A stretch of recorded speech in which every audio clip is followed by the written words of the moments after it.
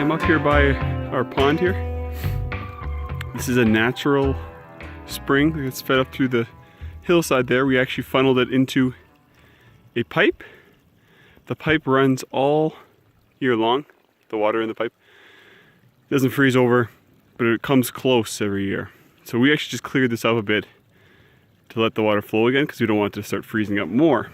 There's also a pond down there where we do the same thing where it kind of flows between this pond and that pond.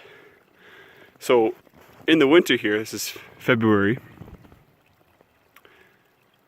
all the animals see the open water and they want to drink the water, it seems like. And you can see the tracks on the ice here. They all try to approach the water, which is actually quite dangerous because the ice around the water is very thin. So you can see all the tracks come through here. And there's some fresh moose droppings. So this moose, oh, there's a pond right there. This moose comes up to the water here and you can see this is way more open than it normally is. It looks like the moose fell in the water. And I would say probably around that side you went in. Try to get out here. It's very thin right here, right? So you can't really grab on, but the further you go this way, usually this is all froze over here too. So the moose tries to get up here. Tries to get up here. It's focusing on my hand. There we go. Then down here too, and even right where I'm standing, you can see even footprints there. Where the moose is struggling to get out here, and I don't want to go too close myself. But the moose is gone, which is good. So the moose did get out. Not great to be soaking wet in the middle of winter, but if there was any animal that could do it and brush it off, it would be a moose. So it actually did. I think it got out right here. Looks like it was pretty recent. A little bit of snowfall since then on top of here, but yeah, it's kind of crazy how, you know, you teach your kids and everything and not to go near thin ice.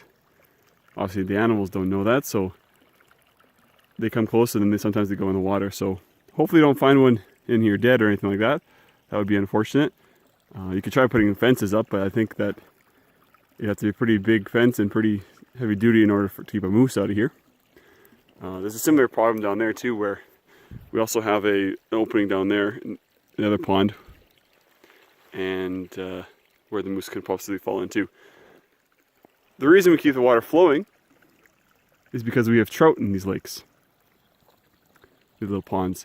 So we put trout in here too. So in Alberta, where I am, Alberta, Canada, you can get a permit to have certain types of fish. We have rainbow trout, and in order for them to survive the winter, there needs to be enough oxygen in the water.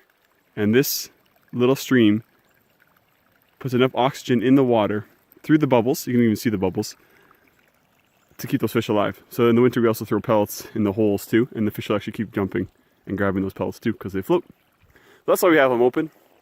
In this case, this is the worst I've ever seen this, where it appears an animal kind of got stuck and struggled, but made it out. Like these bushes are normally all tall like these ones. So it was right here breaking through the water too. And those moose are heavy, right? So you can see how thick this ice is here. All around, and it broke through that. But got out. So that's great. But it's really interesting actually from this winter because we have so much snow. It broke through too. One other comment I'd like to make about this hole this moose made behind me here. I was hunting once with a group of guys, and we found a cow moose that actually had fallen in a seismic hole. And it seems to be where when they're clear cutting an area for harvesting trees and logs, they'll scoop an area up and they'll kind of grab that dirt and then they'll plop it in a spot and plant a tree on there.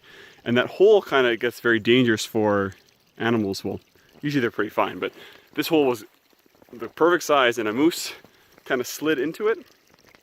And it was more like the back legs were facing forward, the front legs were tucked underneath it, and there was no way you could get leverage, it seemed like, to get out. And so we caught it up, and all of a sudden this cow moose is looking at us like 10 feet away, a couple meters away.